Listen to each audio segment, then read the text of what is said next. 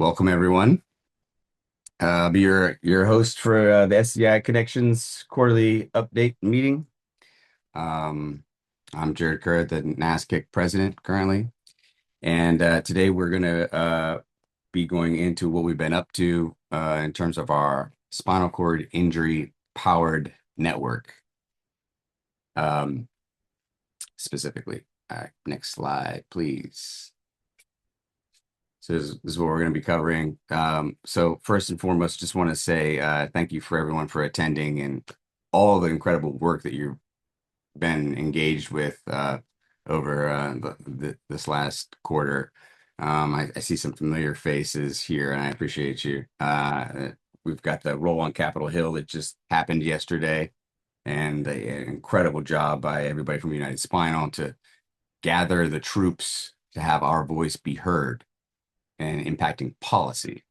It's and care. And I think it's important to just double click on that, so to speak. And at NASCIC, we're all about advocacy as well in the realm of research and advocating for research getting our voice heard in terms of our priorities and how we're going to meet those needs in the future for our community. So thank you for being here. And then let's see about NASCIC. I think I pretty much covered that. If you're not familiar with us already, a grassroots organization that was formulated in 2017. It was born out of the fact that there wasn't our voice being heard and represented appropriately in research and we really felt like we wanted to see what was missing and what could move the needle the most, and where do we need to use our voice to move progress forward. And we have about, I don't know, say about 400 to 500 partner organizations.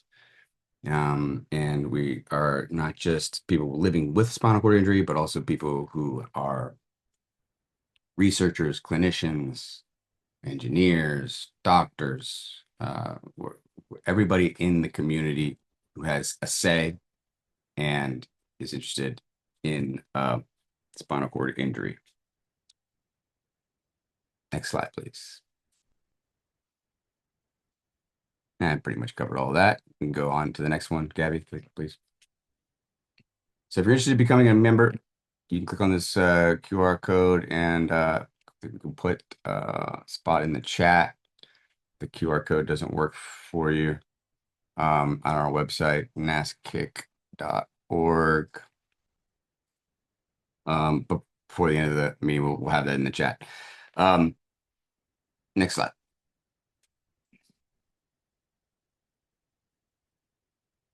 All right, so I just to be responsible for all of this. I was at the Rotary International Conference in Taiwan.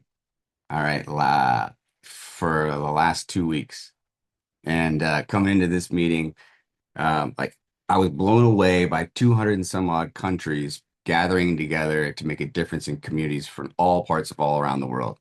I mean, it blew me away to see all of this, and I'm still jet lagged.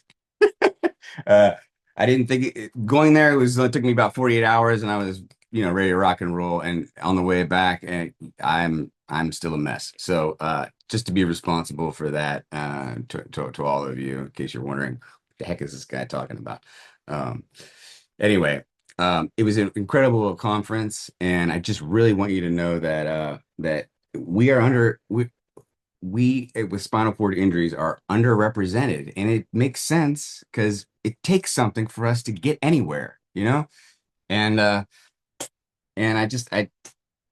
would be remiss if I just didn't make a few comments about the fact that we are doing great work. You all are doing great work. Your voice is being heard and it is being inserted, and every time you show up somewhere in the world, it makes a difference. People start to realize that, oh, there's a whole world and a whole segment of the population in the world that they're just completely unaware of. And many of us can't even, get out and travel. So when you get a chance to get out and travel, it's good to show up and make some noise, in a polite, respectful, and manageable way. So all that, all that to say, when was looking at this slide, I was thinking to myself, when you go back previous recordings, a lot of people don't go back into all the previous stuff, but we have a lot of great work that has already been accomplished. And this is just a overlay of if any of these things interest you or you want to find out more information, feel free to reach out to us, but you can also access it on our website. Next slide. So today's who's going to be presenting is, if you don't know, you've been hiding under a rock. Ian Burkhart, our past president. He's going to give us an update on what we've been at work on. He's been leading the project of SCI-Powered Network, and he's champion for many things. But he's just, for me personally, he's been a leader that I've been able to follow in his footsteps, in his wheelchair tracks, if I may. And Ian, you have taken on way more than any single person, able-bodied or otherwise, could manage, and you've been able to show me how to pass that on and around. So, what I'm going to do, unlike Ian, is to try to share all of this work, because I can't. I'm not going to. I'm not up for it the way Ian's been up for it up until now. It's a lot going on, but he is managing this project with steadfastness. So the SCI Powered Network you're going to learn more about what was accomplished already, where we're at now, and what it looks like moving forward. So Ian, take it away. Thanks so much, Jared. And although I'm leading this project, it's certainly not something I'm doing on my own. Um, we have a great group of folks, both internally at NASCIC as well as externally within our working group, and we'll hear a little bit more about those as we go through the presentation. But it's just fantastic to have so many people because, as we all know, it's not something that we can do in a silo. It's something that has to be done with a lot of collaboration. So today we're going to be talking about our spinal cord injury powered network. Um, Powered network is a term that's been used in other conditions as ways to bring together different resources and really smooth out the information discrepancy and feeling like you're drinking from a fire hose when you're trying to understand or learn something about a spinal cord injury. I think the vast majority of spinal cord injuries are um, acquired traumatically, and so you're thrown into this world without knowing anything about it, and you're grasping at straws to learn more and more information. And as the weeks and months and years of your injury progress, you pick up on more and more information, but there's still always that need to learn more. And we want to be able to help not only people who are have been living with a spinal cord injury for months, years, and decades, but for those folks who are newly injured as well, to make sure that they're getting the right information when they need it. This project really spun out of what we saw at NASCIC from listening to our members and our different organizational partners of the challenges between shortened rehabilitation stays and understanding what information is needed, as well as the just breadth of information that's out there. There's fantastic resources all over the place, but it's just a lot to pull in all at once. If we can go to the next slide, Gabby. So there's a big information gap. We did a survey and found that 83% of people reported difficulty in assessing spinal cord injury health information. And that's a big challenge because when you're looking for something, you want to be able to find it quickly and accurately. There's this kind of health literacy deficit within our community because there's so much information out there, yet a lot of it is either contradictory or, it's anecdotal information, or you're just trying to pull so many things together at once. I know personally, I have a lot of, knowledge that I've gathered from little bits and pieces of resources here and there, and understanding that not every, even person with a level of injury that's the same or mechanism of injury that's the same. You still have so many differences in your day-to-day life. We're a very heterogeneous population, and so it's really challenging to get the resources that you need. So we want to do something to help solve that. Um, Often decisions are made, so much when they're made for the community where you don't even really have a whole lot of input from people living with the injury, and understanding those, gems that are hidden in the haystack of what works and what doesn't work and what's practical and what's realistic. It's really important to be able to pull that together. So we want to just solve this information gap. If we go to the next slide, um, the we took kind of a three-pronged approach here um, within our the ecosystem that we're calling the powered network. There's and then within those three parts, there's also a phase one and phase two. So phase one is already done, um, and it has these three parts of the community survey, a seal of approval, and then we're going to be leveraging some AI and LLM tools to make sure that we're able to pull together the right information for people to access while still making sure that it's managed, vetted, and verified by people living with spinal cord injuries. And so each of the two phases, they include the same three parts of what we're doing. It's just kind of how much of them are included in each phase. So if you can think of phase one, it's really skewed heavily towards the community survey, and phase two is much more skewed, the seal of approval, kind of post seal of approval, and the part three of the AI and LLM tools. So that gives you just a little bit of a background of where we are and what we're doing. And as I'm going along, if you have questions, feel free to throw them in the chat, raise your hand, but we will have some time for some Q&A at the end. So next slide, we have this needs survey that I talked about a little bit, and how we got that 83% number of showing people that have information issues, access issues. And so we already knew based on another survey that was done in 2019 that there's this challenge of finding the right information when you need it. So this was quite a few years back now, but we pulled together a working group of 20 plus representatives, from clinical side, research side, advocacy side, and other community-based organizations, to make sure that we're developing this survey in the right way. It was developed, by the community to make sure it was asking the right questions and really trying to understand how people use health information, what sources people use, how valuable are some of those sources, and then what type of gaps are there.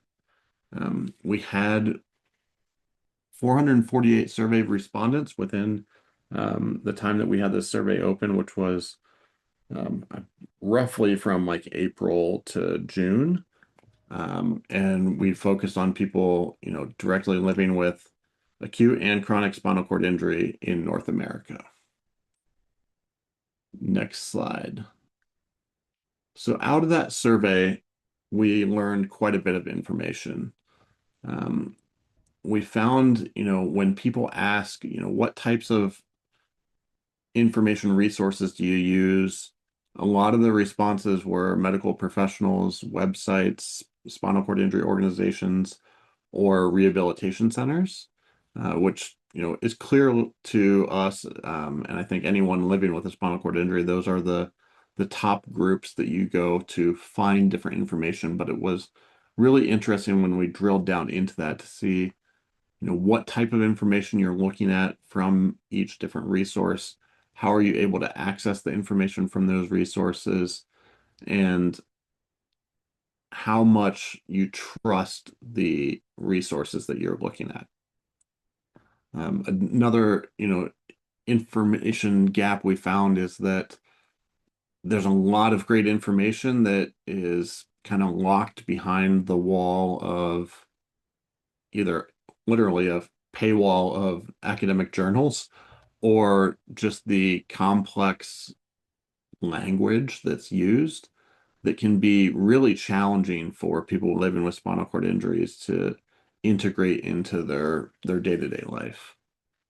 Additionally, we found that in particular with online materials, they kind of generalize and clump a lot of different groups together as far as um, what level of injury you are, where you're living, all different types of kind of subcategories within spinal cord injury that really makes some suggestions work and others not.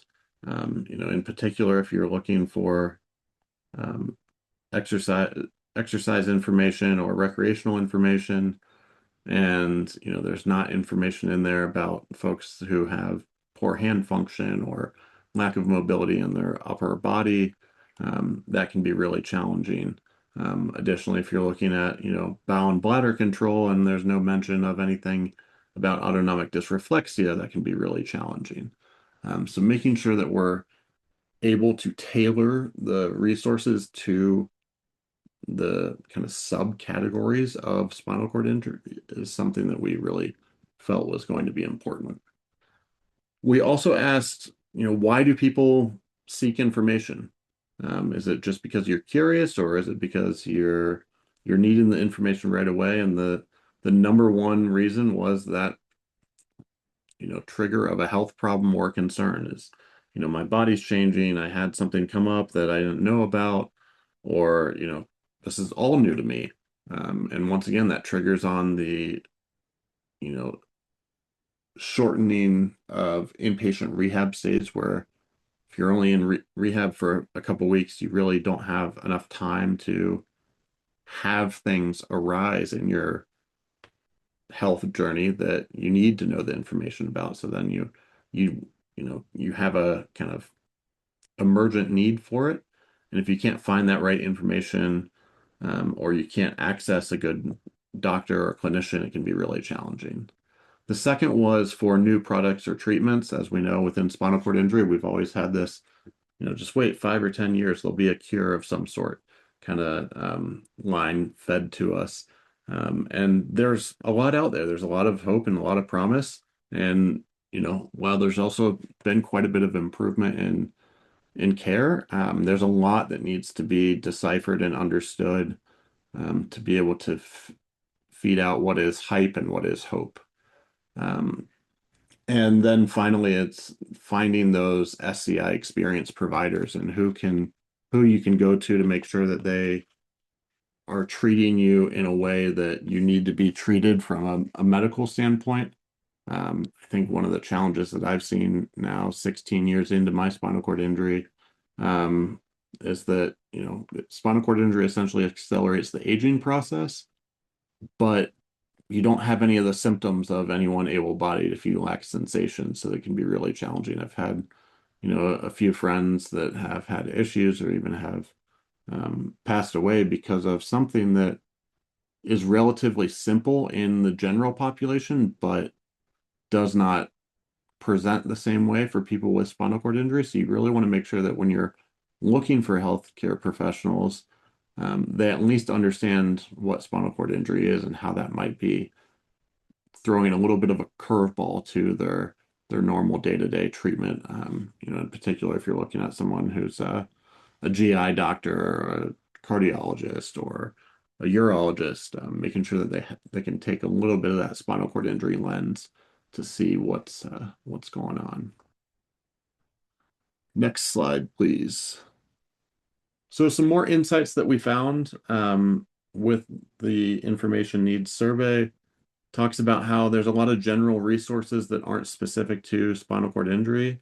That goes into, anything as far as traditional healthcare or just recommendations for staying healthy. I think, you know, I remember when I first got an Apple Watch and it's like, oh, you need to stand up to, every hour to be healthy. And it's like, well, that's great. Let me figure out how to turn that one off really quickly, because I don't need that reminder. And so there's a lot of things that, are out there for the masses, but aren't applicable to us.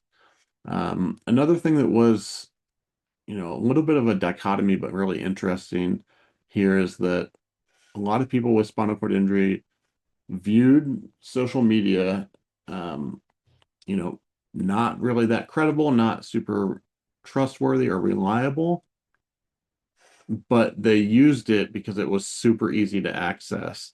And then through their own filter on top of, you know, justifying if it's the right thing to do. I think, I go back to when I was newly injured, and there's a popular website out of Rutgers called the Care Cure forums. Now a lot of that has morphed into like YouTube and Facebook groups and things like that, but there's a lot of good anecdotal one-off pieces of information on there that is really accessible because you can get to it. Um, but it's, just one person's experience. It's not necessarily the most medically sound uh, advice. So it depends what you're looking for.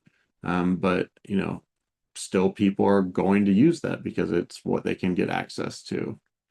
Um, a lot of people talked about how, um, where they received their rehabilitation.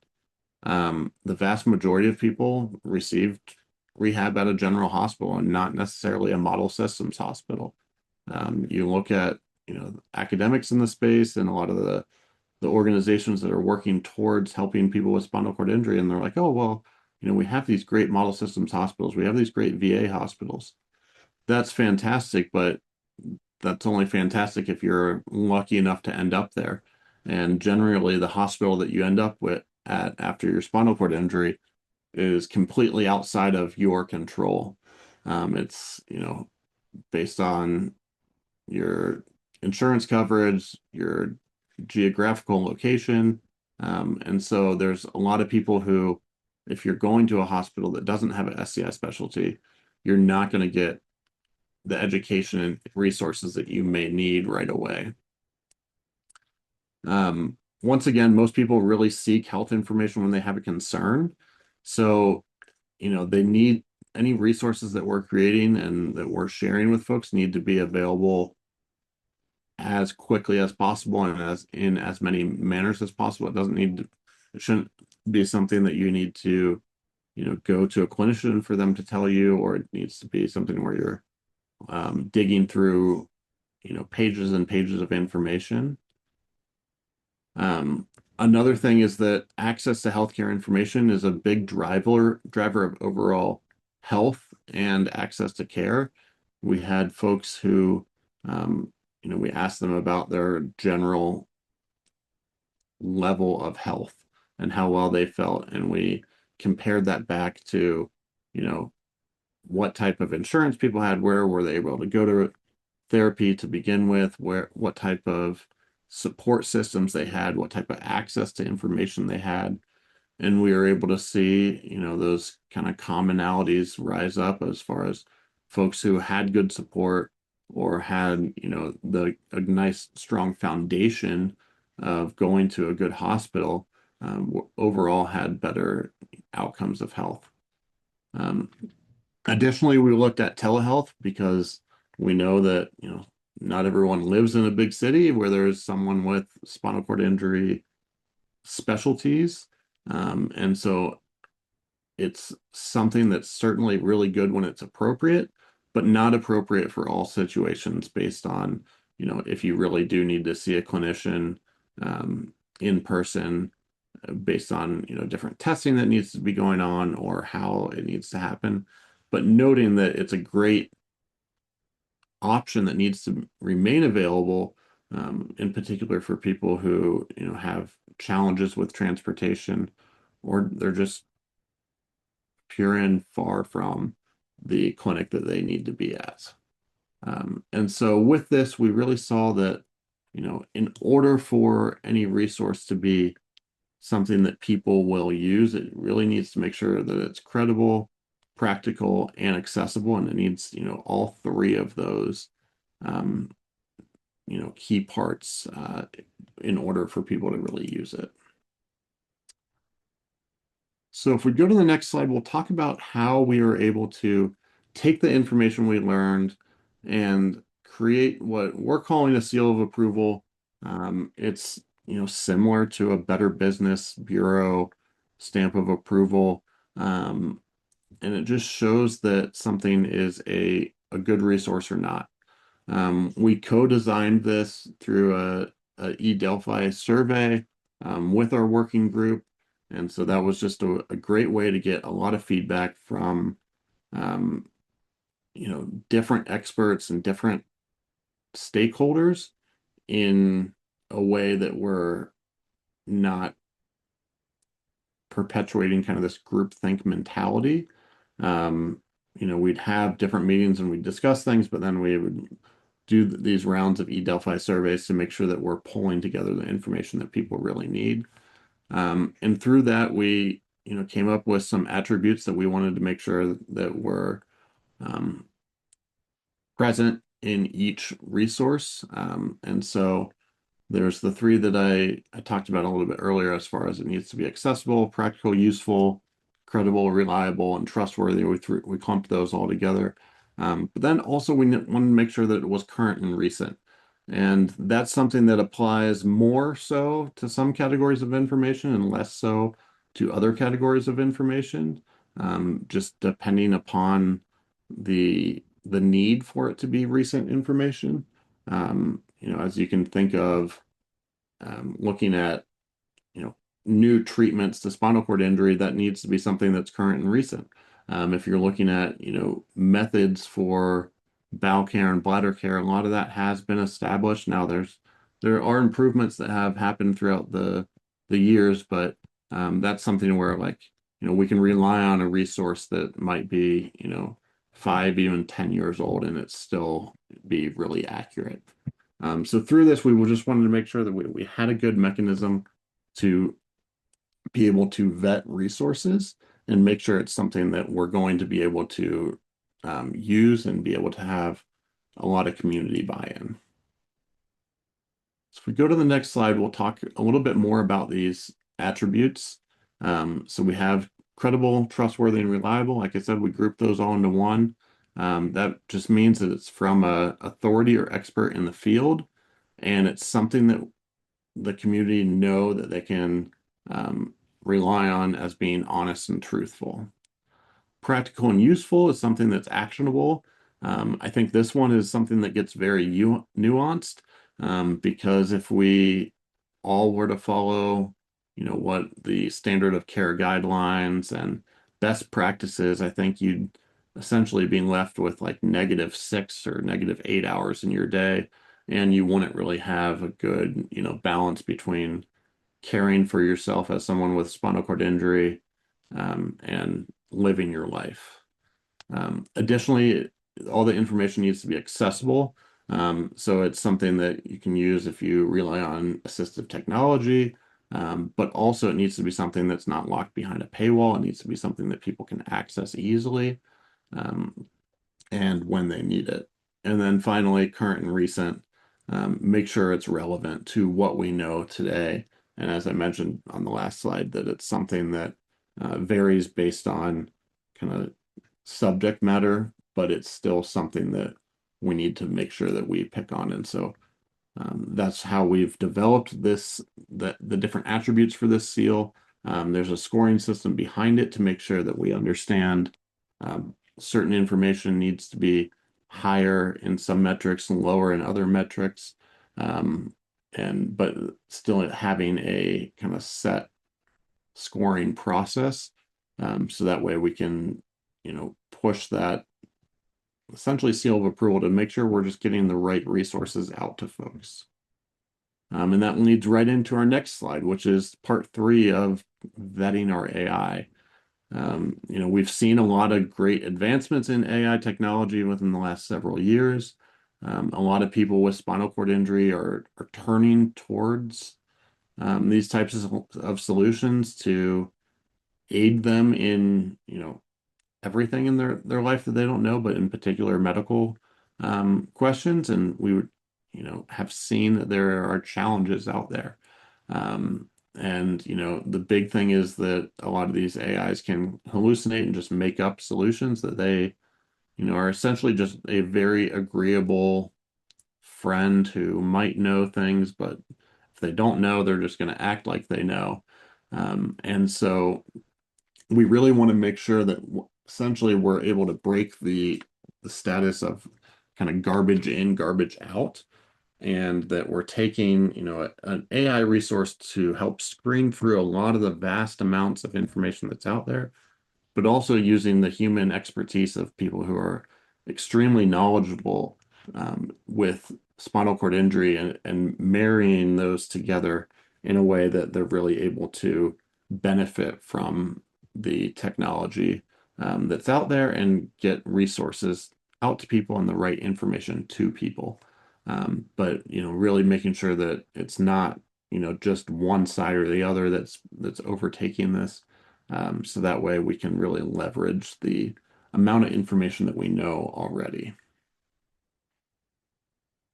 And so that's really what we have on phase 1. If we go to the next slide, we can talk a little bit of how we're getting started on phase 2.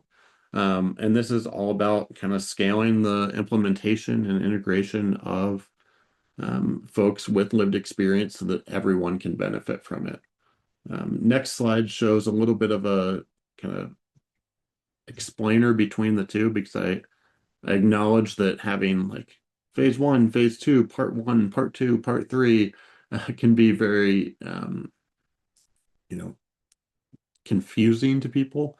But really, phase 1 really built kind of that blueprint, set the foundation of understanding what the community wants through the survey, um, creating a vetted rubric for the seal of approval, and doing kind of a good landscape search of what information is out there, how current AI tools are working, what they're not working for, and what type of spinal cord injury specialty tools out there and what needs to be adjusted there. And so now we're into phase 2 here at the top. Um, and a lot of it is disseminating the results that we had from the survey so that our larger community can learn from that. We've already seen that be in play with different uh, groups that are developing new tools have been able to leverage the information that we shared from our survey, which is fantastic.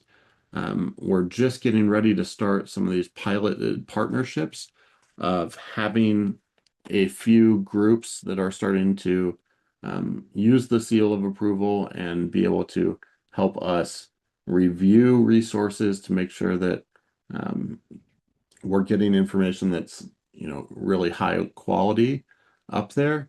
And then finally, looking towards how are we going to be able to build some sort of tool that people with lived experience, people, help supporting people with spinal cord injuries, etc., can use in their day-to-day life, and making sure that that is, that reliable and trustworthy and accurate piece.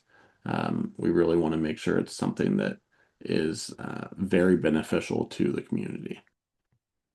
So if we go to the next slide, we can talk about our phase 2, which is a 2-year initiative. Um, and all this work was done with support from the Craig H. Nielsen Foundation. So we really want to make sure we thank our funder here because they know the challenge that's out there.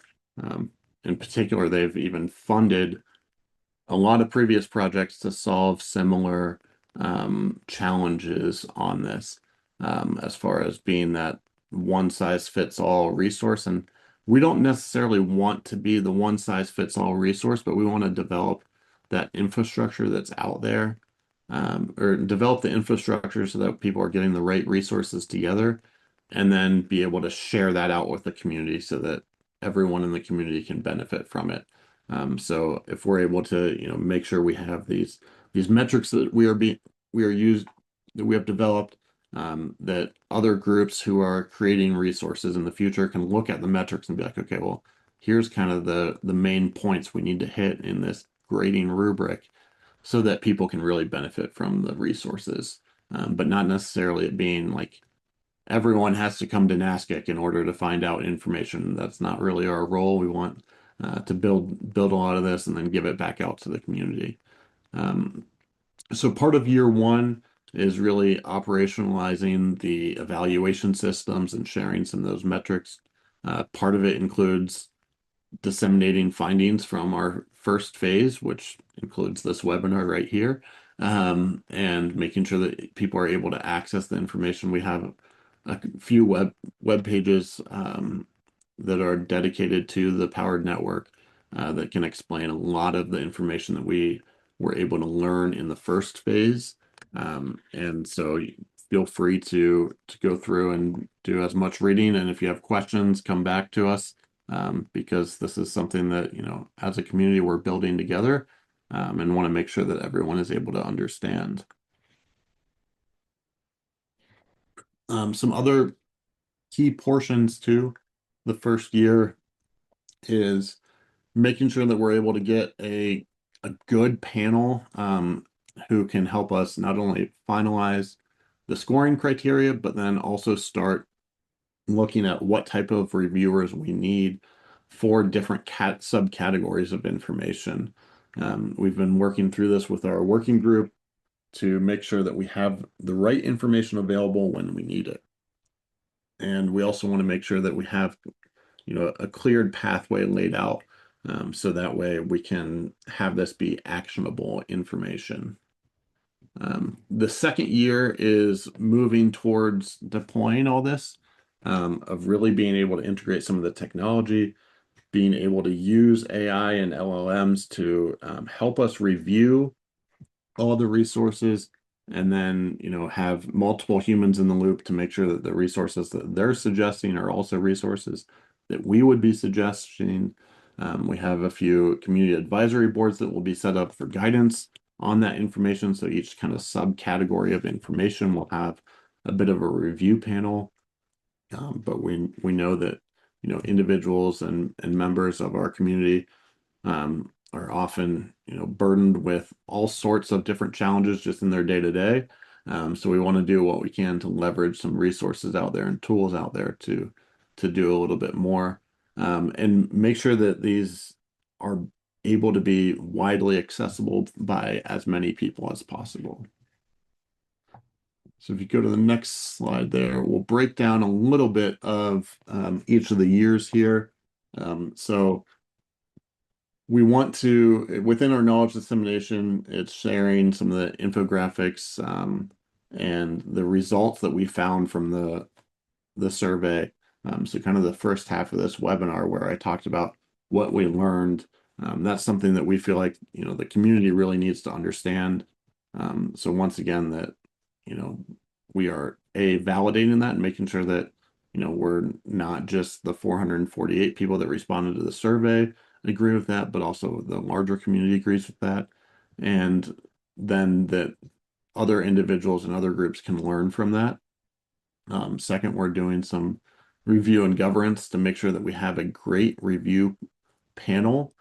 So that way, as we're assessing or, doling out the seal of approval for different resources, we have the right people to review those alongside some of the AI tools that we've been working on, using to make sure that people can benefit from this. The next slide.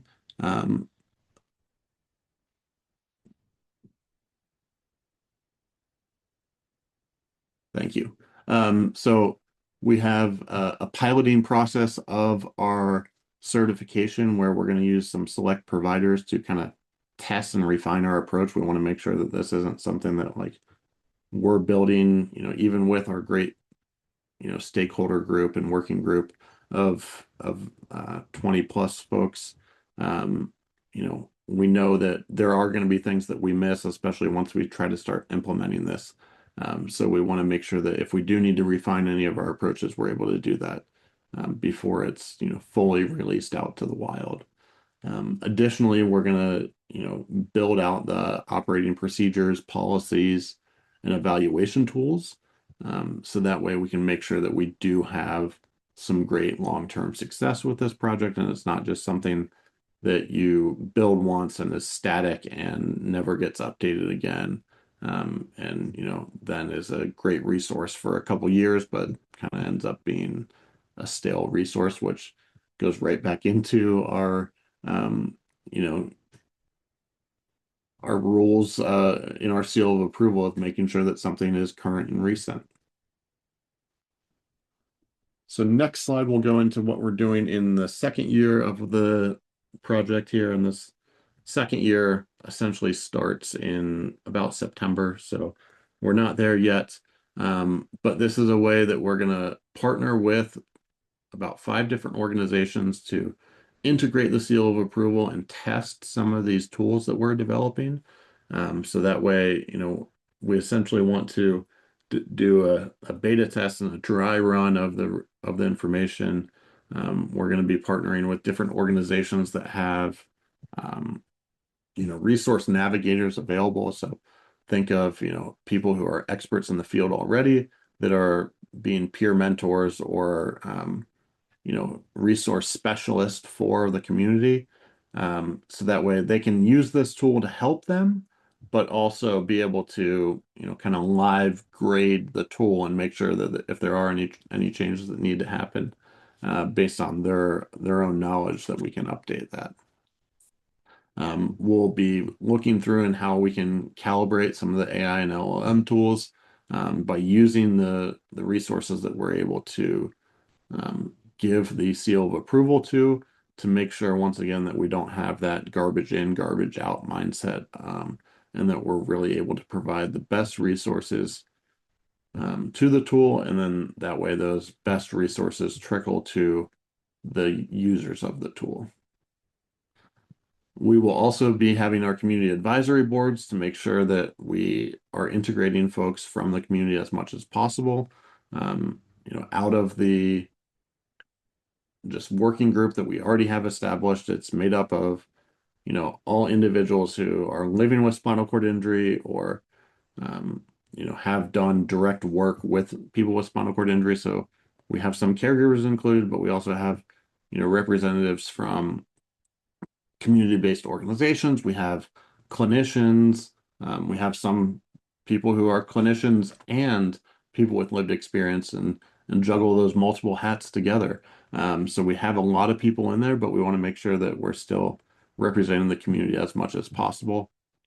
And then finally, being able to expand these tools so that way the individuals who are underserved and have access problems to the health information that they need are able to use these new tools and be able to help with that. So next slide is just a little bit of a final closing thought. Within phase one, we were really able to develop a lot of groundwork of what we want to do. And now that with phase two, we really want to make sure that we can pilot these tools, pilot the metrics of the seal of approval, and really be able to make sure that people are getting the information that they need when they need it and how they need it. And so like I've mentioned multiple times, we have a monthly working group that helps, push this forward. And if you are interested in participating in that, we'd love to have you. Also, if you're interested in, really just sharing your experience in any way or matter, it's something that we would love to be able to pull together. So please feel to drop us a line. My email's there, our general email is there, and we can really, help create something better together. But with that, I know I've rambled on for a while. I'm going to grab a drink here real quick. While if you have any questions, feel free to add those into the chat. We'll start. There's a couple questions there, but then also if you want to raise your hand.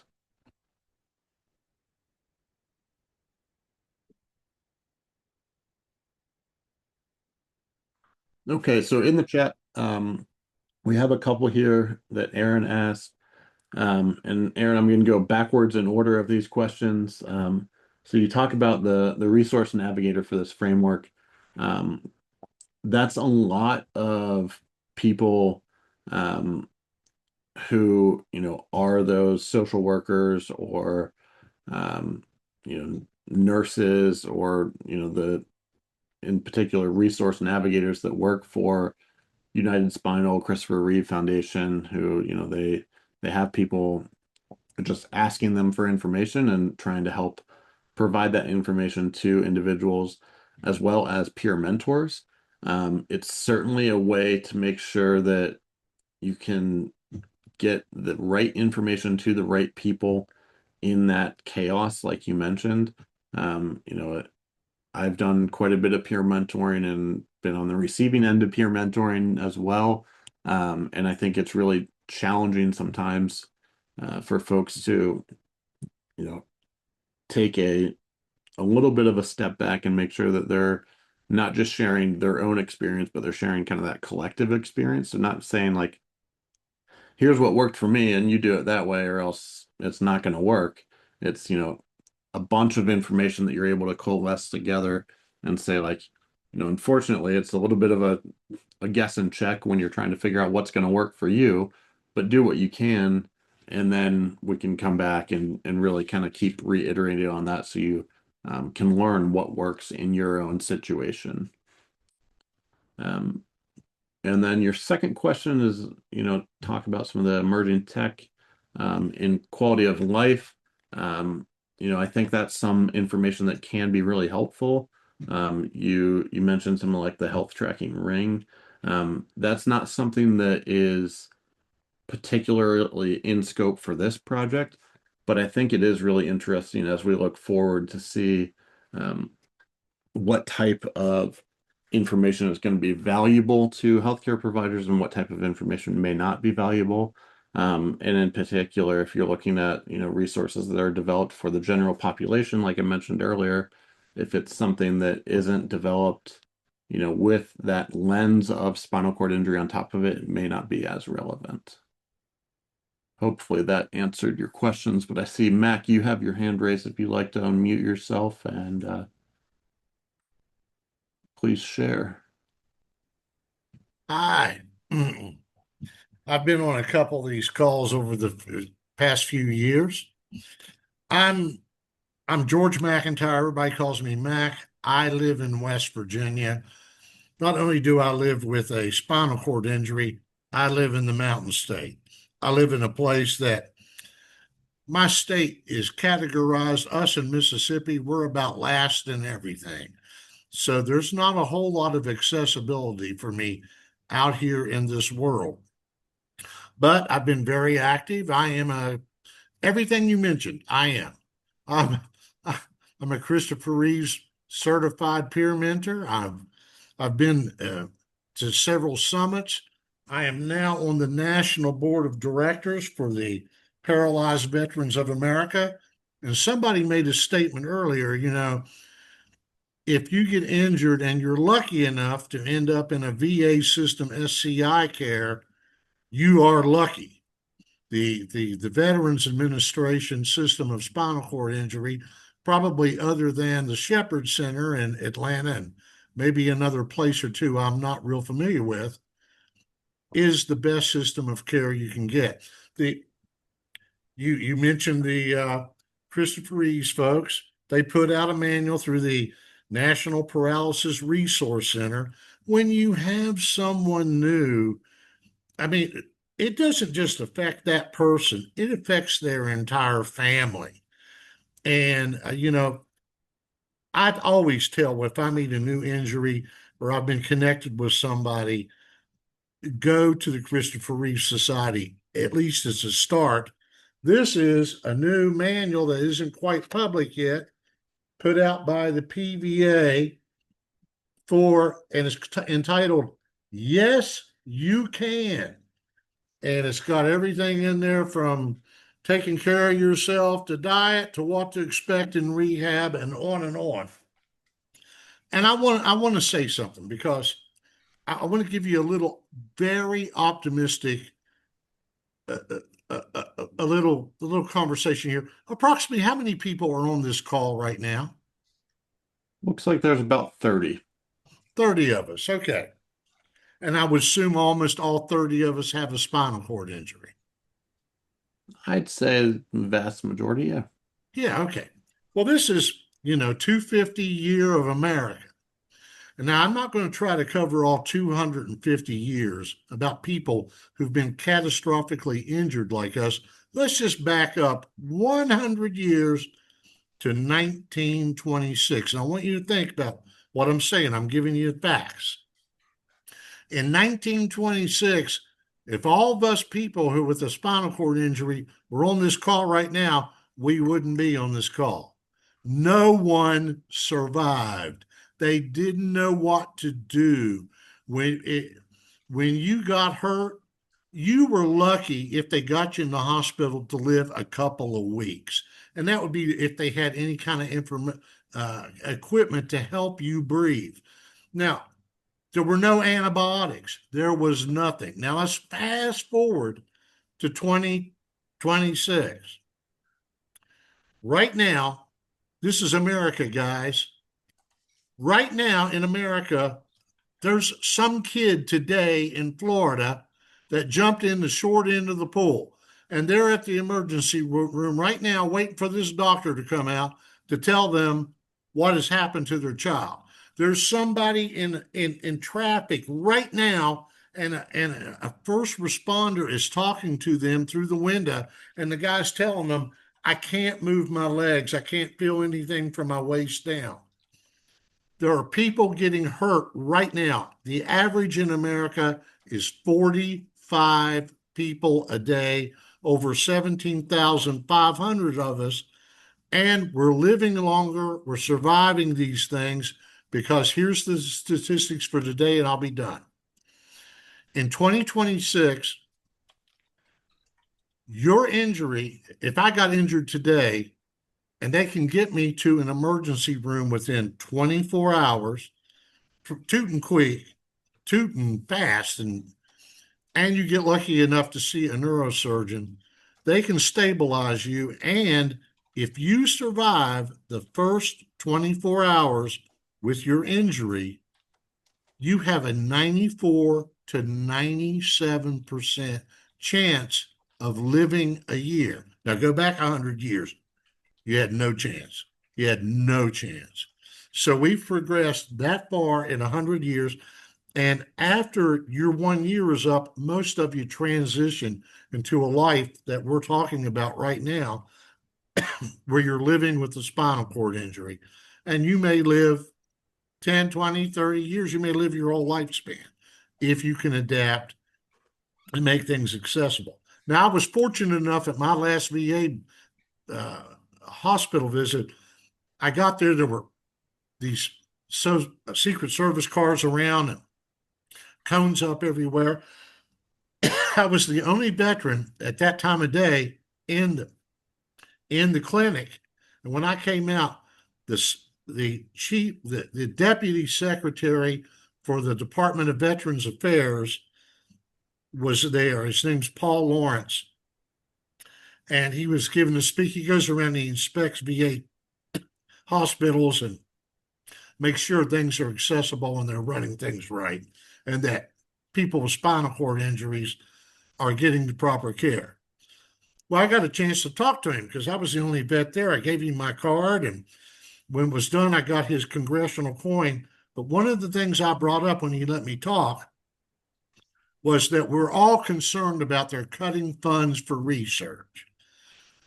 Mr. Lawrence assured me this year people are not aware the government, because of our advocacy work, all of us, has appropriated $1.25 billion back into research. Guys, I mean, I can't be more optimistic. We are so close to some real breakthroughs that are going to change our lives. Keep your chin up, hang in there, don't give up. If we can go this far in 100 years from no chance of survival to 30 of us right now on a conversation talking about this, who knows? The announcement might come out next week and we might be involved in clinical trials. But we all have to believe this. We all have to believe it. Through our positive energy, we are going to make this happen. Let's get this football across the goal. You understand? Yeah, thank you so much, Mac. I think it is really important to look at, this type of initiative here is a little bit more on the care side than the care side of the conversation. And but it's something where you need to make sure that you're able to take care of yourself so that way when any advancement comes along that you can benefit from, you're able to. And also just being able to help support people as much as possible. I think one of the challenges that I've seen in my personal life of, helping get, you know, more research done, the people that are able to participate in research are those who, kind of have the lower tier uh, priorities of their life put together by being able to have good care and good support um, there so that they can participate in clinical trials. So if we can get the right information out to people who need it, it's really important. So that way we can really, feed back into more research as much as possible, and really kind of keep pushing the ball further towards that goal line, as you said.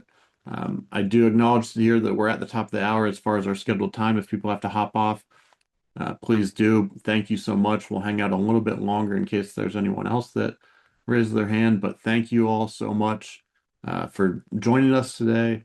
Like I said, if you are interested in helping us with this initiative, feel free to um, email me. And looks like we got one more hand raised up there. Aaron, if you want to go ahead and ask your question. Hi, yes. Hi, Ian. Thank you for answering my two questions earlier. Yeah, so I'm just curious, just very briefly, how I'm he, that one portion of the slide caught my attention in terms of offline support. Just wondering if you could give a little bit more color and shade onto that when going about this framework. Yeah. Yeah. So when we look at, you know, obviously year of 2026, a lot of people have access to their computer and can join a Zoom like this or have a phone that they're able to use. It's great, but for people who don't, or for, you look at the average age of individuals who are being injured, it's increased. It's not like it used to be of, far as young, dumb, mostly boys and men who are doing, crazy activities. It's now, anyone that's gathering a spinal cord injury. So we want to make sure that those resources that we're building are still accessible to everyone, regardless of how they use their information. Um, it's still not fully fleshed out, but it is something where we want to be able to, have that stamp of approval that can be available on all sorts of different resources. So whether it be anything like the Yes You Can book that Mac showed off the new edition for, or the Reeve Center handbook, which that was like my go-to resource when I was in the hospital, and my mom was like, I'm reading this thing front and back and gonna, learn as much as I can. And so being able to share it out across all types of information that's being developed, so that way they're still putting out the right information that the community really needs, and not just the information that, either clinicians or um, other support folks think the community needs.